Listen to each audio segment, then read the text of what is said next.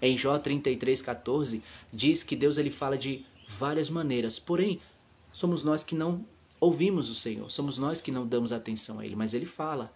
E aí se você for ver essa palavra, Jó 33, ali a partir do 12 mais ou menos, 12, 13, 14 é que fala essa palavra que eu acabei de citar.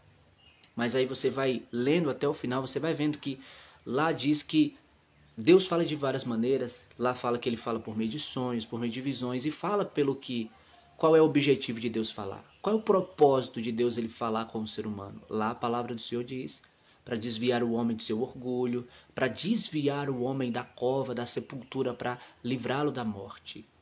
E o Senhor ele sabe que uma morte física, ela é comum, ela é natural, todos nós passamos por ela, né? Todos nós, a palavra diz que viemos do pó e retornamos ao pó. Mas essa não é a questão.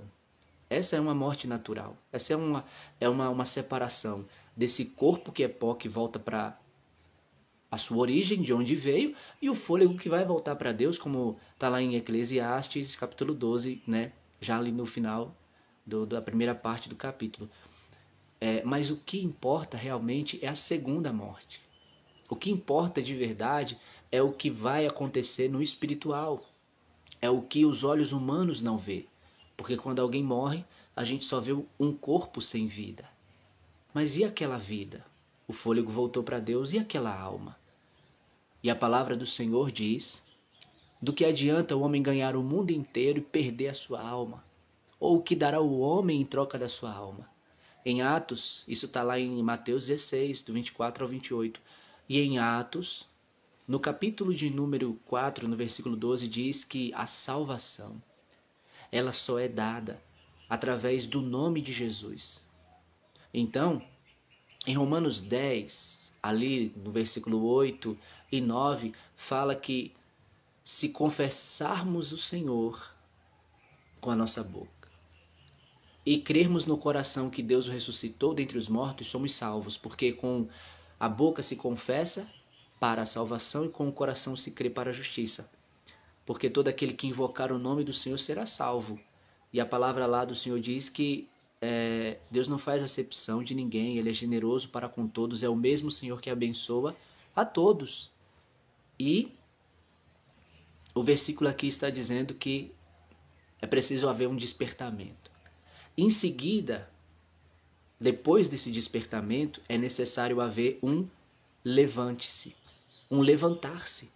Por quê?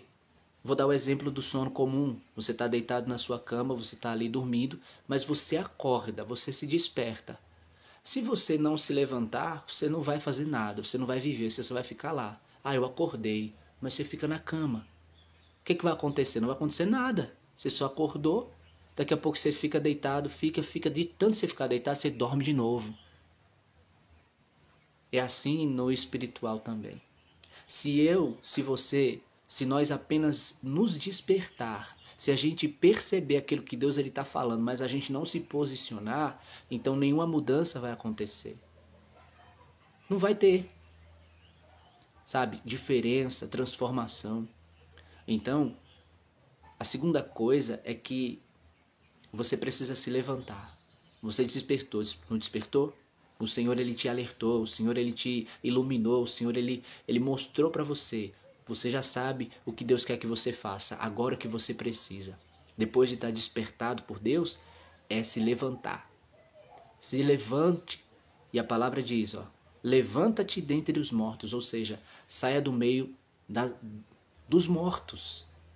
Saia do meio da morte, aquilo que a palavra do Senhor ela fala dos que morreram espiritualmente falando, né? E a palavra do Senhor diz, porque lá em Provérbios 14, 12, se eu não me engano, a palavra do Senhor diz ali que há caminhos que parecem certos, mas o fim deles é a morte.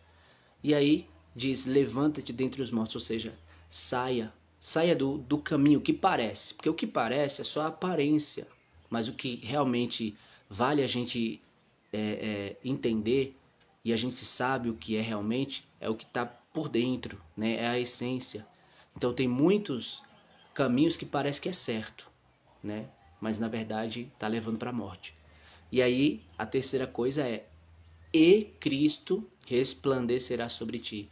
O próprio Jesus, ele vai brilhar sobre mim e sobre você. Quando nos despertamos, quando nos levantamos, e então o Senhor, ele resplandece sobre a minha e sua vida. E então, tudo está dentro do processo de Deus, de obediência, de submissão ao Senhor. É por isso que eu estou citando essa parte aqui, justamente nesse ponto em que a gente está aqui falando sobre esse preparo de Deus para nossas vidas. E aí, os versículos dão continuidade, né? Eu parei no 36, ele diz assim: como foi nos dias de Noé, assim também será na vinda do Filho do Homem. Pois nos dias anteriores ao dilúvio, o povo vivia comendo e bebendo, casando-se e dando-se em casamento, até o dia em que Noé entrou na arca. E eles nada perceberam, até que veio o dilúvio e os levou a todos. Perceba agora o que Jesus está dizendo. Assim acontecerá, olha só, na vinda do Filho do Homem. Assim acontecerá na vinda do Filho do Homem. E aí o versículo 42 ele diz: portanto, vigiem, porque vocês não sabem em que dia virá o seu Senhor.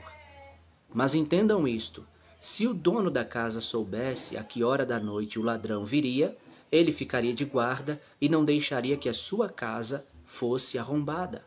Assim, vocês também precisam estar preparados, porque o Filho do Homem virá numa hora em que vocês menos esperam. Então, olha o que Jesus está dizendo.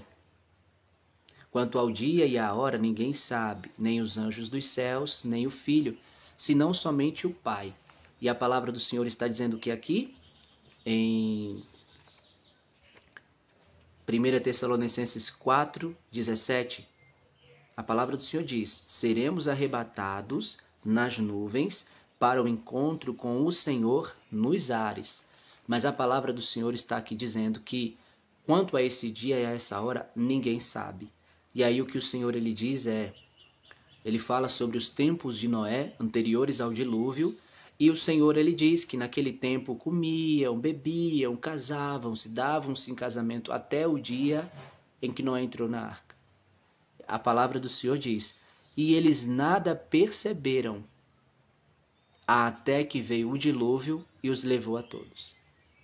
Então, como eu disse, tem muita gente desapercebida que não está prestando atenção nos sinais que o Senhor ele já deu há muito tempo e que já vem se cumprindo há muito tempo e que vão ser pegos de surpresa.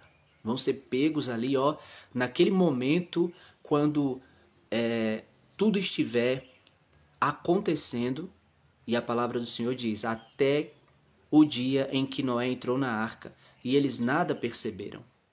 Ou seja, trazendo para o nosso contexto cristão, o momento em que os cristãos eles estão se preparando, que eles estão buscando, né, na vida conforme a vontade do Senhor, saindo do mundo, mesmo estando no mundo, mas saindo do curso do mundo para se santificar para Cristo, para viver para Cristo, para se consagrar para o Senhor.